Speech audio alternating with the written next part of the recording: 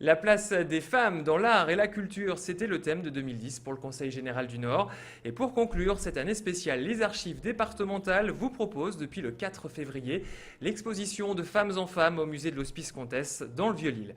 Pour nous parler de cette rétrospective et nous détailler le parcours des femmes dans le département, nous recevons justement une autre femme, la directrice des archives départementales du Nord, Roselyne Cléier-Michaud, bonjour. Bonjour. Merci d'avoir accepté notre invitation. Alors en quelques mots, très simple, que peut-on découvrir au musée de l'Hospice Comtesse dans cette exposition donc de Femmes en Femmes? Eh bien voilà, on peut y découvrir bien entendu des documents d'archives puisque c'est une exposition organisée par les archives départementales, mais aussi des manuscrits, des objets, des costumes, des tableaux et les manuscrits, je l'ai déjà dit, et donc le tout voulant retracer l'évolution du statut et du rôle de la femme dans le Nord depuis l'Antiquité jusqu'aux années 1970. Alors faut-il être un expert justement en histoire pour comprendre Non, cette exposition? justement pas, puisque cette exposition a d'une certaine manière un but pédagogique. C'est donc justement c'est de montrer cette histoire et de l'expliquer. Donc on n'a absolument pas besoin d'être un historien. C'est une exposition grand public qui est ouverte à tous, et entre autres aux scolaires. Alors jusqu'où remontent les premières archives qu'on peut découvrir Alors, dans les cette exposition? premiers documents les plus anciens remontent au Moyen Âge et très exactement plutôt au XIVe siècle. Je vous citerai par exemple deux documents qui sont présentés dans cette exposition.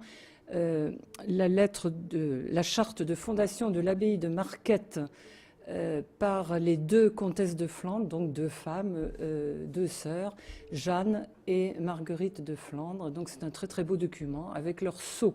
Et le deuxième document, c'est une lettre de Jeanne d'Arc, qui n'est pas vraiment une femme du Nord, mais il se trouve qu'aux archives départementales du Nord, nous conservons une des 4 lettres connues de Jeanne d'Arc.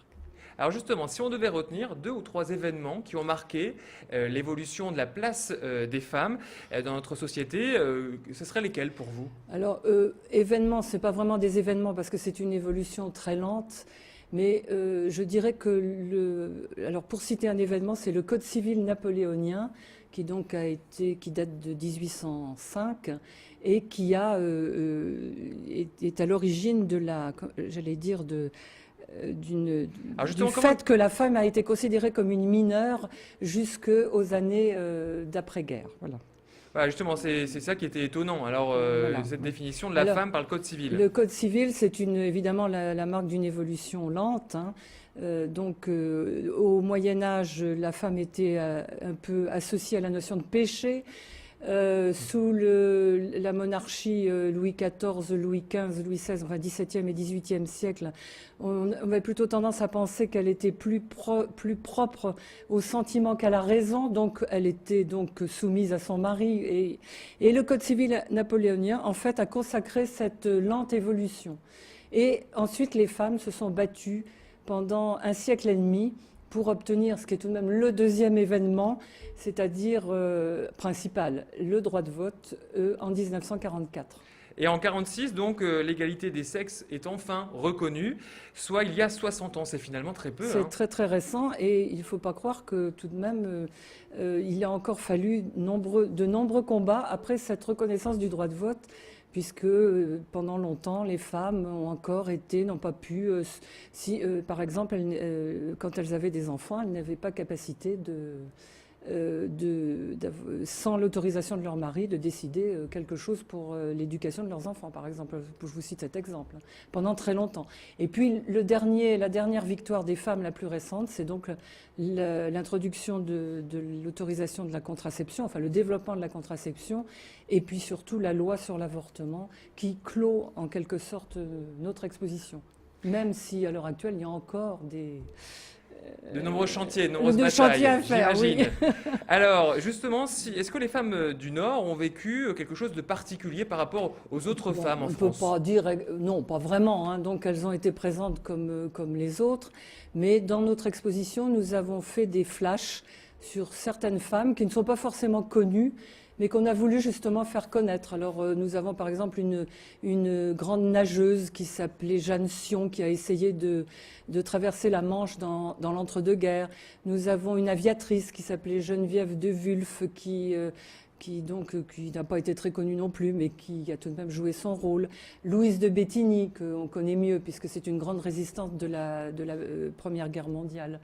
Donc on a quelques flashs comme ça sur des femmes qui ne sont pas forcément très célèbres, mais qui ont tout de même eu un rôle dans la vie publique, on va dire. Voilà.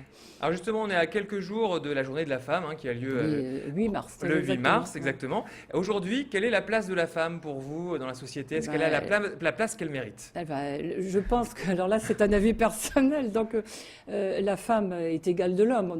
C'est inscrit dans la Constitution française. Mais enfin, comme tout le monde le sait, il y a moins de femmes dans la politique, il y a moins de femmes chefs d'entreprise, il y a moins de femmes à la tête des grandes administrations publiques. Et puis, quand on examine les traitements des hommes et des femmes, elles sont souvent moins bien payées que les hommes. Donc, c'est pour cette raison que je pense qu'il y a encore des combats à mener. Alors peut-être que justement, ces combats à mener pourront peut-être aboutir grâce à cette exposition. Oui, tout à fait. Alors on va rappeler justement que cette exposition de femmes en femmes est donc visible tous les jours, sauf le mardi, au musée de l'Hospice Comtesse. Sauf le lundi matin. Et lundi matin mardi, et mardi, voilà, c'est ça. Au musée de l'Hospice Comtesse dans le Vieux-Lille jusqu'au 17 avril. Exact. Voilà, l'entrée est à 3 €, c'est ça. Tout à fait.